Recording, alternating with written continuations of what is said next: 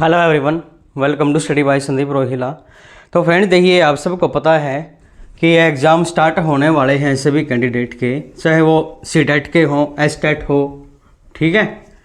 तो जितने भी कम्पिटिटिव के एग्ज़ाम होते हैं, जो हमारा नंबर सिस्टम का चैप्टर है, वो हर एक एग्ज़ाम के अंदर बिल्कुल अपना एक रोल अदा करता है। उसमें से 4 से 5 क्वेश्चन भी आपके पूछे जाते हैं।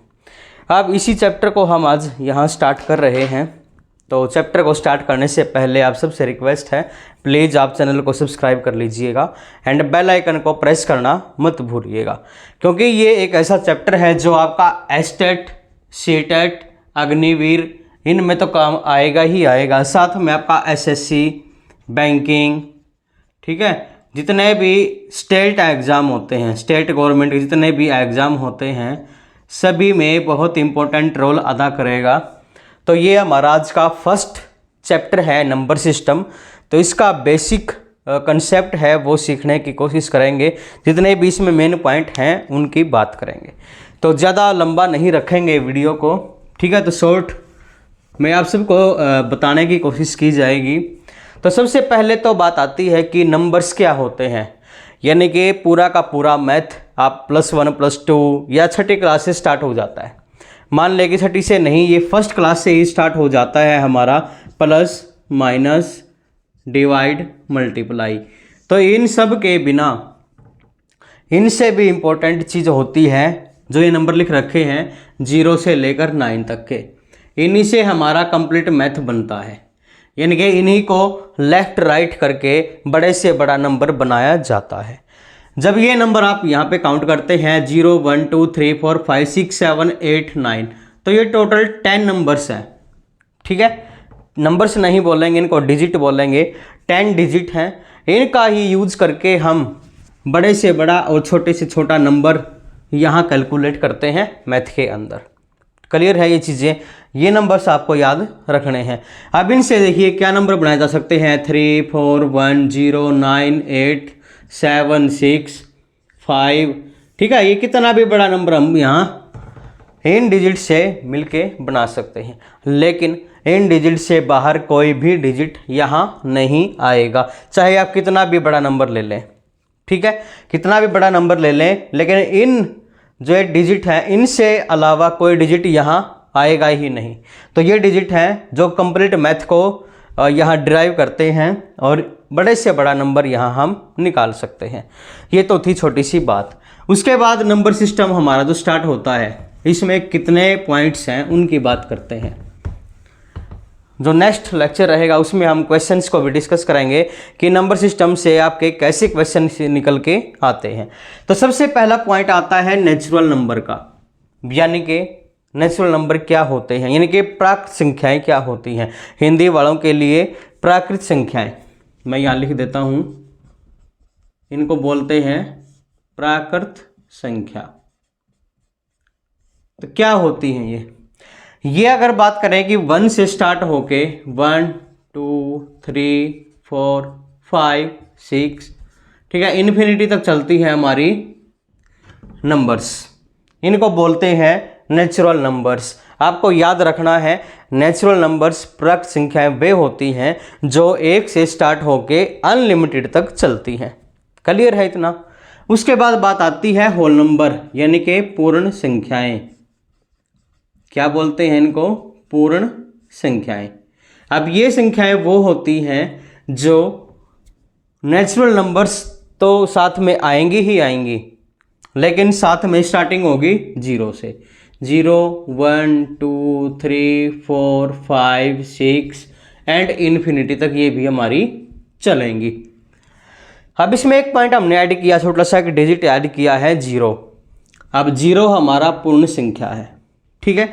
इनके 0 से स्टार्ट होके इन्फिनिटी तक चलने वाली संख्याएं हमारी पूर्ण संख्याएं कहलाती हैं। क्लियर है। थर्ड पॉइंट की बात करते हैं, इंटीजर्स यानी पूर्णांक। अब ये पूर्णांक क्या होते हैं? अब इन पूर्णांकों के साथ अब तक तो हमारे क्या चले हुए थे, सभी के सभी पॉजिटिव नंबर चले हुए थे। क्या थे? इन दोनों की अगर बात करूं मैं तो पॉजिटिव नंबर ही चले हुए थे।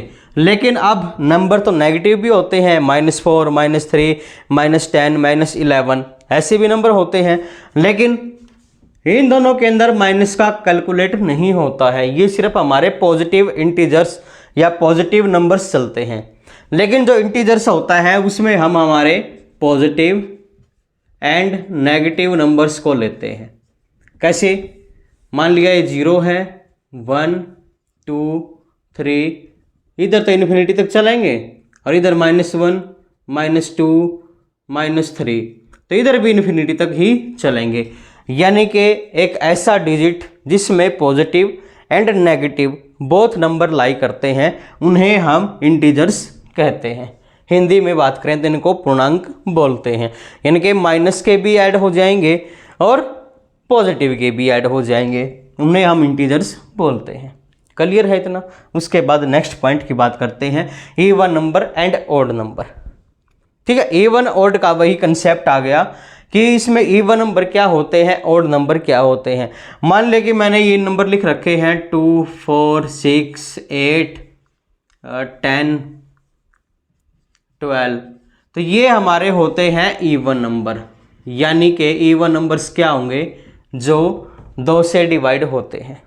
एक ऐसे नंबर्स जिनको हम डिवाइड कर सकते हैं 2 से, वो हमारे इवन नंबर होंगे, यानी कि डिविजिबल बाई 2। क्या होते हैं? Divisible by 2। ठीक है, ये होते हैं हमारे इवन नंबर। अब ऑड नंबर की बात करते हैं, तो ऑड नंबर क्या हो जाएंगे? ऑड नंबर ऐसे हो जाएंगे नॉट डिविजिबल बाई 2, यानी कि वो नंबर जो 2 से डिवाइड नहीं होते हैं। तो क्या होंगे? 3, 5, 7, 9, 11। ठीक है, तो ये इन्फिनिटी तक ही चलेंगे हमारे, इधर ये भी इन्फिनिटी तक ही चलेंगे। ठीक है, ये one number odd number concept समझ में आ गया है। उसके बाद नेक्स्ट बात करते हैं आपकी प्राइम नंबर्स की। अब प्राइम नंबर क्या होते हैं? प्राइम नंबर्स में अगर बात करें आपकी, तो प्राइम नंबर्स वे होते हैं जिसमें फैक्टर्स होते हैं। ठीक है, 2 नंबर्स का फैक्टर लिया जाता है। तो इवन ऑड आपको समझ में आ गया है क्या होता है इवन ऑड। ठीक है,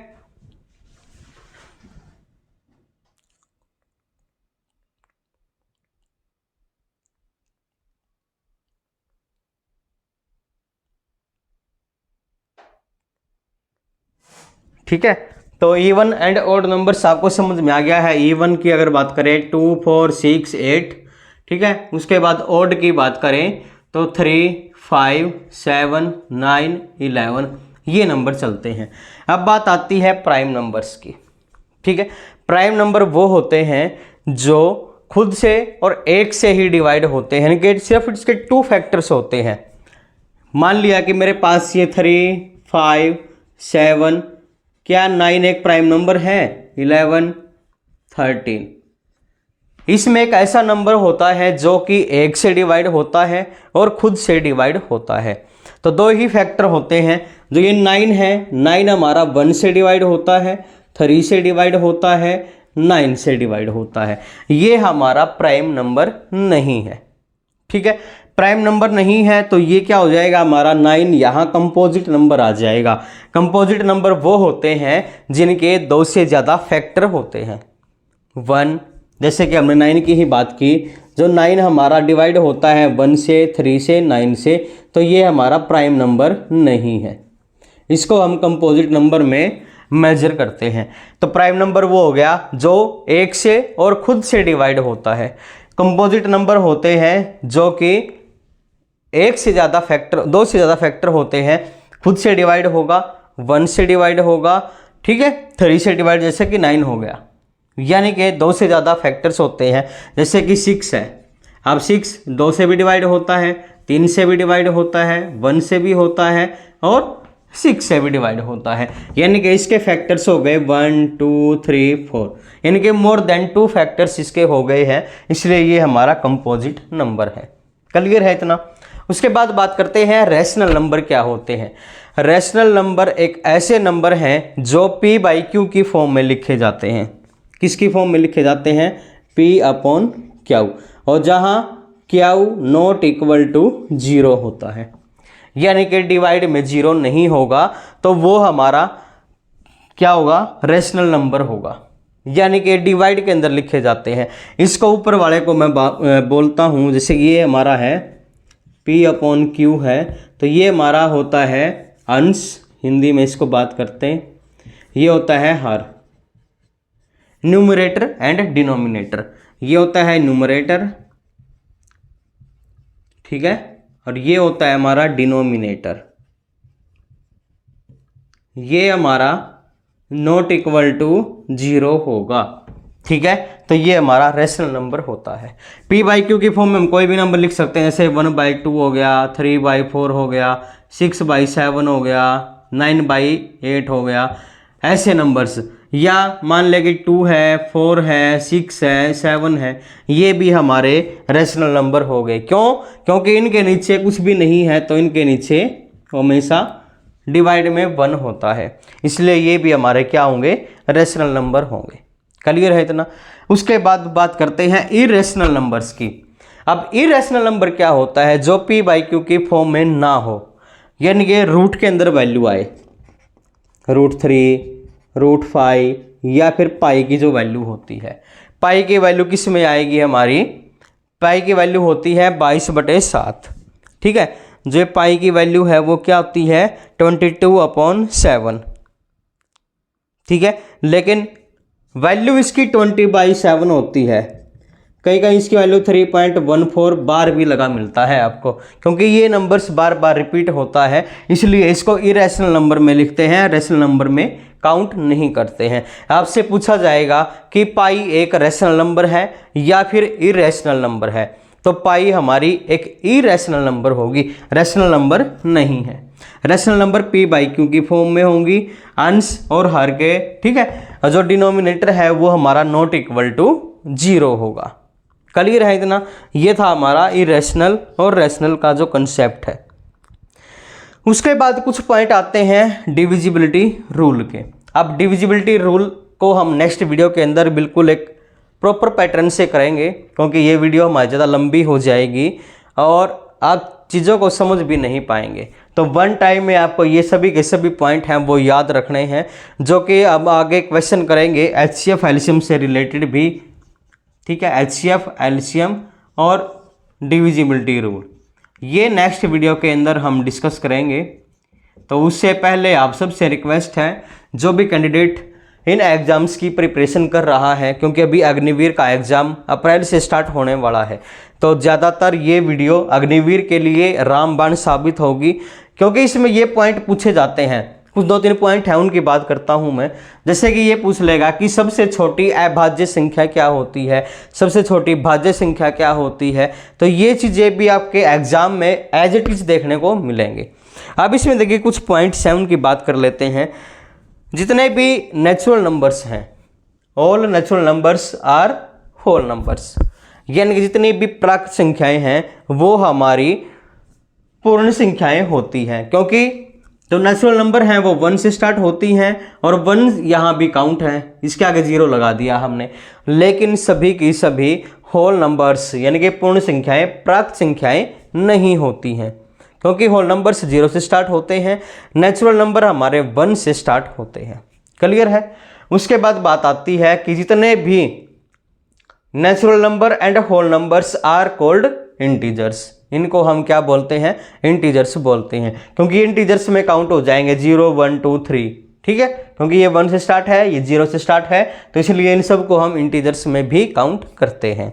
उसके बाद बात आती है कि 0 एक होल नंबर्स है which is not a natural number. 0 whole number है। अब ये पूछ लेगा कि स्मॉलेस्ट होल नंबर क्या होगा, तो स्मॉलेस्ट होल नंबर 0 होता है। स्मॉलेस्ट नेचुरल नंबर क्या होगा? 1 होगा। ये एज इट इज क्वेश्चन आपके पुट आउट होते हैं। उसके बाद पूछ लेगा कि सबसे छोटी प्राइम नंबर क्या होता है, स्मॉलेस्ट प्राइम नंबर, तो 3 हो जाएगा। उसके बाद बात करेगा आपसे कि जो कंपोजिट नंबर हैं वो किसे कहते हैं, यानी कि उसके फैक्टर्स हैं वो कितने होते हैं। तो जो कंपोजिट नंबर हो गया हमारा, उसमें मोर देन 2 फैक्टर्स काउंट किए जाते हैं। क्लियर है इतना। उसके बाद एक पॉइंट आता है कि स्मॉलेस्ट प्राइम नंबर की बात करेगा। स्मॉलेस्ट प्राइम नंबर क्या होता है, इसमें हमारा 2 भी काउंट होगा। 2 क्यों काउंट होगा, क्योंकि इसमें 2 के फैक्टर्स क्या क्या होंगे, ये 1 से डिवाइड होगा एंड 2 से ही डिवाइड होगा, यानी कि सिर्फ 2 ही फैक्टर हुए इसके। तो ये प्राइम नंबर से हमारा क्या होगा, सबसे स्मॉलेस्ट प्राइम नंबर 2 होता है। क्लियर है इतना, सबसे स्मॉलेस्ट प्राइम नंबर 2 होता है।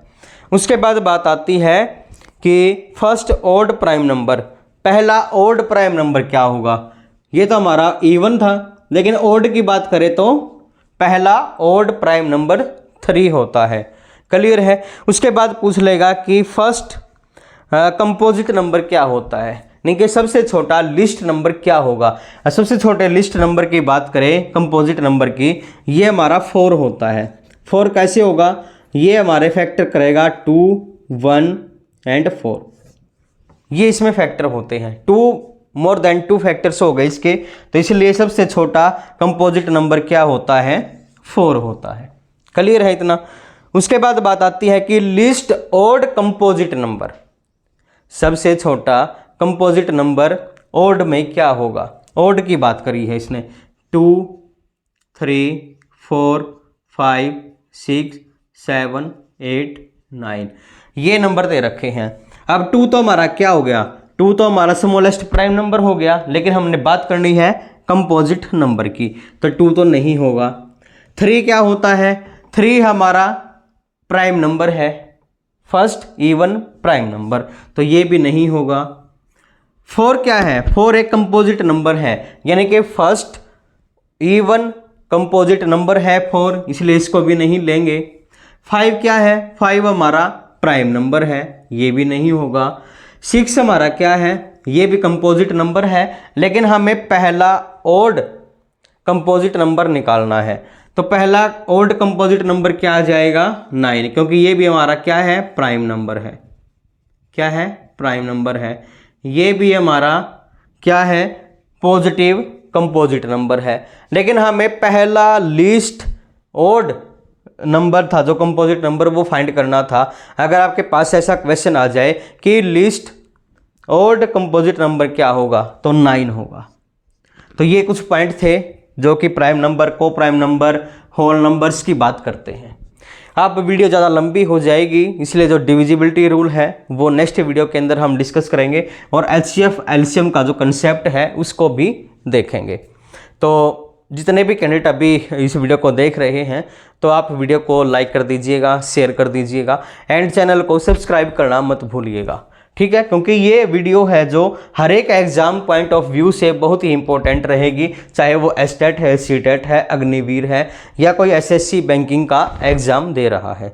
तो ये कंसेप्ट जो हैं, ये मेन कंसेप्ट होते हैं किसी भी एग्जाम से रिलेटेड। तो चलिए फ्रेंड्स, मिलते हैं नेक्स्ट वीडियो में, तब तक के लिए थैंक यू।